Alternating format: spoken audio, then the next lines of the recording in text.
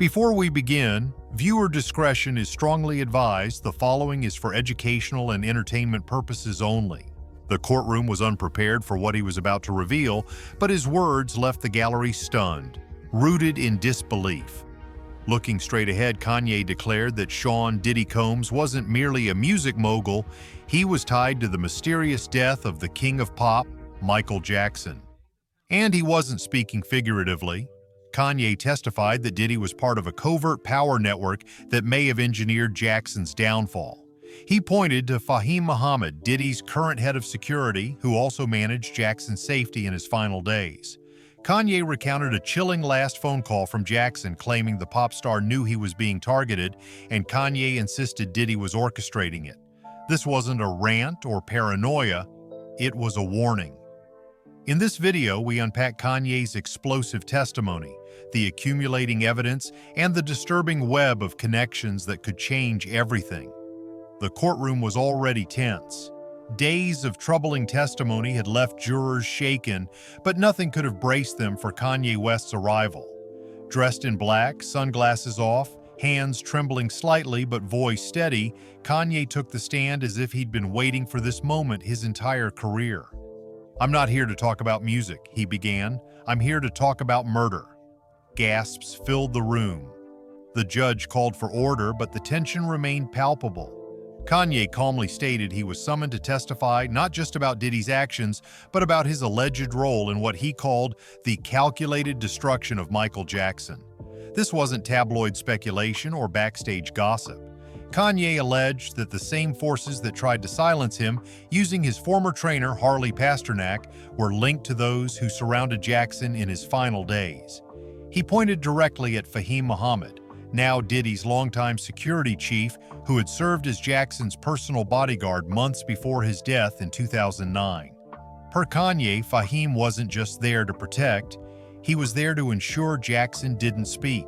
Kanye claimed the same people who warned him to fall in line or vanish had given Jackson a similar ultimatum. "Defy us, and you won't make it to the stage," Kanye quoted, a threat he said was delivered to both him and Jackson in different ways. But Jackson didn't comply, and neither did Kanye. Then came the bombshell.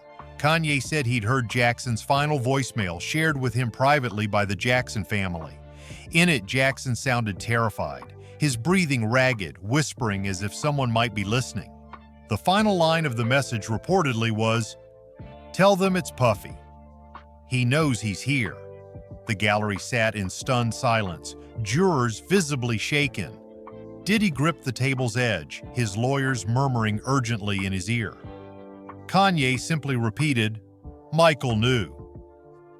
As he pressed on, he zeroed in on a name rarely mentioned in mainstream media, Fahim Muhammad.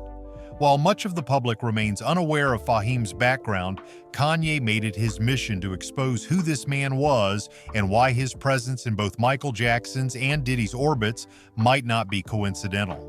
Kanye posed a chilling question. Why would the world's most famous man, Michael Jackson, entrust his safety to a 20-year-old with no high-level security experience? When Fahim was hired, he had just graduated from Sacramento State, yet within months he was overseeing security for the most high-profile celebrity on Earth. Even odder, Kanye noted, Fahim wasn't chosen by Jackson himself. Testimony from the 2011 Conrad Murray trial revealed Fahim was brought in through industry connections. Connections, Kanye claimed, that led directly back to Sean "Diddy" Combs. Kanye alleged that Fahim had long worked for Diddy, even informally, and his role in Jackson's security team was more about control than protection. He told the jury that Fahim had access to Michael's schedule, medications, staff, and most critically, his fears. Then Kanye unveiled another layer. Fahim had spoken as a guest at the prestigious Wharton School, which Kanye called a red flag. He suggested that institutions like Wharton have deep ties to military intelligence. Without explicitly labeling Fahim an operative, Kanye implied as much. "What kind of bodyguard speaks at Wharton?" he asked the jury. "Not one who carries a gun, one who carries an agenda." He cited rumors that Fahim helped wipe hard drives and erase security footage from Jackson's mansion after his death. And now, Kanye said, this same man helps Diddy run his empire. He referenced Lil Rod's lawsuit, which named Fahim Muhammad as an enforcer in a criminal operation allegedly capable of making people and problems vanish. "First Michael Jackson," Kanye said, "then me. Who's next?" Kanye then turned to a topic he'd alluded to for years but never addressed so directly in court: handlers. These shadowy figures he claimed are embedded in celebrities' lives to control, manipulate, and silence them. He pointed to his former trainer Harley Pasternak as his own handler, someone who once texted him a threat to send him back to zombie land if he didn't comply. Looking the jury in the eye, Kanye said, "That man threatened to have me locked in a psych ward for not following orders. What do you think happens to those who don't play along?" Kanye then drew a stark parallel between Harley Pasternak and Fahim Muhammad. Two different handlers, two different artists, one shared objective: control. He claimed Michael Jackson had his own version of a Harley, but this one didn't just threaten to medicate him. This one held the keys to his home, his prescriptions, and his destiny. Kanye outlined a chilling pattern. Michael gains influence by owning half of Sony's catalog, challenges Tommy Mottola, protests publicly, and then suddenly he's ill, sedated, and dead, with Fahim Muhammad overseeing his security. Kanye rises to prominence, defies Adidas, the Grammys, Balenciaga, even Jay-Z, refuses to conform, and suddenly he's being told to return to Zombieland, pressured into hospitals, losing contracts, becoming, in his words, a modern-day Michael. But Kanye wasn't finished. He revealed that other artists who stood too bold, too defiant, Prince, DMX, Whitney Houston, had also voiced fears before their deaths. "You don't have to trust me," Kanye told the jury. "Just look at the pattern. They silence us and smile while doing it." The jury sat in silence. One juror reportedly wiped away a tear. Diddy, meanwhile, stared straight ahead, his expression unreadable but his posture rigid. The judge called a brief recess, but Kanye's words had already hit their mark. When testimony resumed, Kanye's account grew darker. He recounted what he claimed a Jackson family insider shared with him, a final phone call from Michael Jackson made days before his death. The voicemail, never released publicly but allegedly preserved by someone close, was Michael's desperate attempt to reach out. According to Kanye, Michael sounded frantic, his voice trembling with fear. "I don't feel safe," he reportedly said. "He's here. I know he is. They're trying to take everything." Kanye quoted the voicemail's final, haunting words. "Tell them it's Puffy. He knows he's here. Please protect the kids." Gasps erupted in the courtroom again, and the judge demanded silence, but the weight of those words lingered. Kanye claimed the call was made to someone close to Michael who overlooked the warning signs at the time.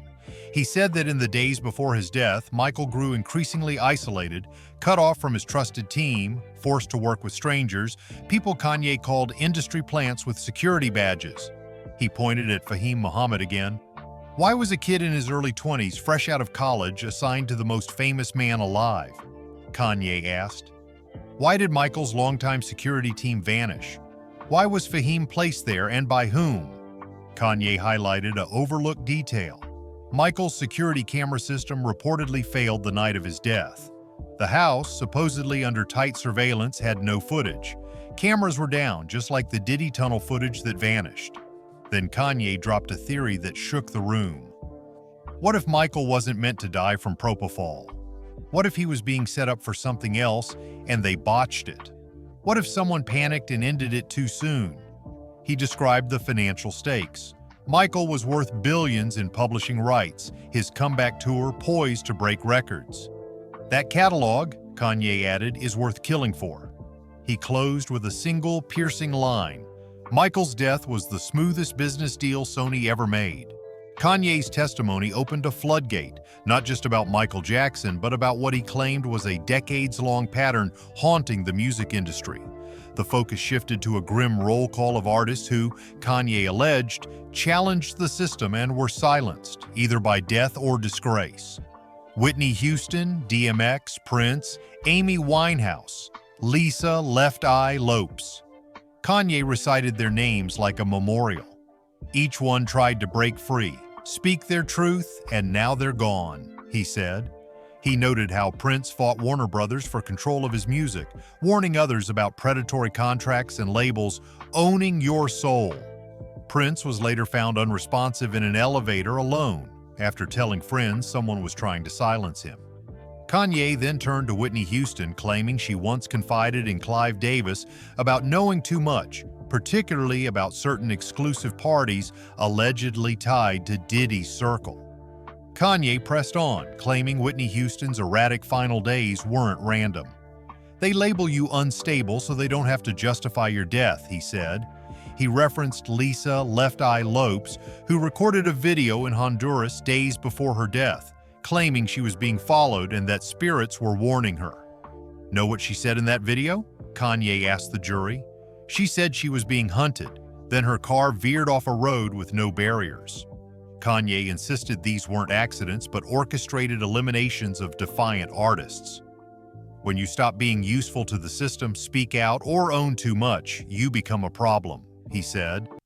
The courtroom hung on his words as Kanye named another artist, Biggie Smalls. "You think it's a coincidence that Biggie's death is still unsolved?" he asked. "Or that the only one left standing from that circle is Diddy?" Kanye described Sean Diddy Combs and his empire as one of the most fortified in music history. According to Kanye, the Diddy brand wasn't just about music, it was about power, influence, and control, a facade for something far darker. He pointed to the Lil Rod lawsuit, which alleges Diddy orchestrated events involving sex trafficking, drugs, and bribery. But Kanye told the jury this was only the tip of the iceberg. The real operation, he claimed, was about dominance, manipulation, and neutralizing threats. He alleged Diddy maintained connections with executives, politicians, and former intelligence operatives. "This is why people vanish, why lawsuits disappear," Kanye said. "You can't fight this with a lawyer. You fight it with exposure." He cited the federal raids on Diddy's properties, claiming not all seized footage was made public. "I've seen parts of it," Kanye said. "Tunnels, documents, names. Some of those names are still in the industry running companies sitting in this courtroom." Then he unveiled what he called the pyramid, a network of assistants, stylists, producers, trainers, bodyguards, and lawyers, all serving one purpose: silence and surveillance. "You're not allowed to leave, not allowed to talk. If you do, you'll never work again. Or worse," Kanye said. He pointed to Fahim Muhammad again as the enforcer, the one who makes calls, wipes phones, and delivers ultimatums to shut up or disappear forever. Then came the chilling blow. Fahim was there when Michael died. Fahim is here now. What's changed? Kanye concluded this segment with a stark declaration. The industry didn't just kill Michael, it turned his death into a blueprint. As Kanye West delivered these words in open court, a heavy silence gripped the room. His accusations were not vague, they were precise, pointed, and devastating. Diddy sat still at the defense table, but keen observers noted his clenched jaw, twitching fingers, and urgent whispers to his legal team. Something had shifted. Diddy's polished facade was fraying. Kanye's words weren't mere testimony, they were electric shocks. At one point, Kanye locked eyes with Diddy and said deliberately, "You know what you did to him? You watched the king collapse." Murmurs erupted, and the judge's gavel demanded order. Reporters scribbled furiously, their phones buzzing with real-time updates, capturing a moment that felt like history unfolding. According to court sketch artists and legal observers, Diddy shook his head at Kanye's claims, but didn't shout or object. He looked trapped. A journalist from Rolling Stone tweeted, "Diddy's face went blank like he'd lost control." Kanye's single line had turned the courtroom upside down. Kanye pressed on, recalling past conversations with Michael. "He told me he was scared, that people were tailing him, that someone in his own house was plotting against him," Kanye said. He never named Diddy back then, but he described someone who matched Fahim Muhammad. Young, quiet, always observing, someone Michael didn't hire himself and didn't trust. This part of Kanye's testimony felt less like a tirade and more like a confession. The courtroom wasn't witnessing a celebrity outburst, they were seeing a man unburden himself of a truth he claimed to have carried for years. "I'm not here to perform," Kanye said. "I'm here because a man died, and another man profited from it." That final accusation, a veiled reference to Diddy's 2010 music catalog acquisitions and a rumored $700 million empire partially built on Michael's death, sent ripples through the room. It wasn't just the money, it reframed the motive. Kanye painted a stark picture. Michael Jackson was worth more dead than alive, and someone ensured that shift happened with surgical precision. Kanye's testimony didn't just ignite the courtroom. As it was live-streamed and shared across social media, a media firestorm erupted, unmatched in recent memory. Headlines blazed from CNN to TMZ. Kanye West claims Diddy orchestrated Michael Jackson's death. Courtroom erupts as Kanye accuses Diddy of MJ's murder. But what halted the world was the Jackson family's response. Jermaine Jackson posted an emotional Instagram message. Kanye spoke the truth we couldn't for 15 years. My brother was murdered and the industry knows it. LaToya Jackson, through her attorney, issued a statement. I've said it before. Michael didn't die from an overdose. He was silenced because he knew too much. We're ready to testify under oath. Then came leaked internal emails, reportedly from an anonymous whistleblower at AEG, suggesting executives knew Michael was physically unfit for the tour, but pushed forward regardless. One chilling email read, "He doesn't need to be healthy, he just needs to get through opening night." Kanye's testimony had unlocked a floodgate. Former Jackson staff members began contacting the court offering to testify. One claimed they saw unfamiliar security personnel in Michael's home the night before his death. Another said Michael had grown so paranoid he blasted music to drown out what he believed were voices piped through the walls. Meanwhile, legal analysts started questioning Fahim Muhammad's role, wondering why he wasn't cross-examined during Conrad Murray's trial. "We overlooked something," a retired detective from the 2009 Jackson case admitted. "This wasn't just a case of bad medicine, it might have been a deliberate setup," Kanye declared. Every major news outlet hosted panels dissecting his claims. Some branded Kanye's accusations as conspiracies, while others meticulously replayed his testimony, pausing on his haunting words. "They're still watching us." Public sentiment shifted rapidly. Kanye wasn't trending for a new album, but for potentially exposing a truth many had long suspected.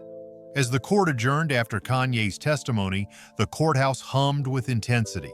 Security was tightened, reporters rushed to verify rumors of the Jackson family's impending subpoenas, and the judge reportedly held an urgent meeting with both legal teams to grapple with the weight of Kanye's allegations.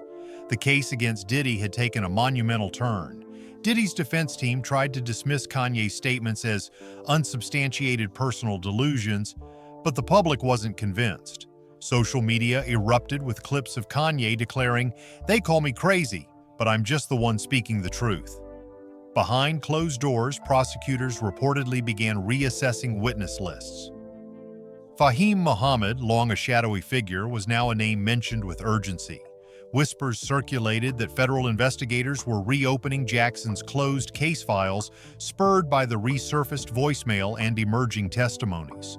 The most poignant development came from Michael's children. An insider claimed Paris Jackson had confided to friends that she believed her father's death was no accident. Prince Jackson reportedly posted a now-deleted tweet, "My dad feared the industry, and now I see why." The trial had transcended Diddy.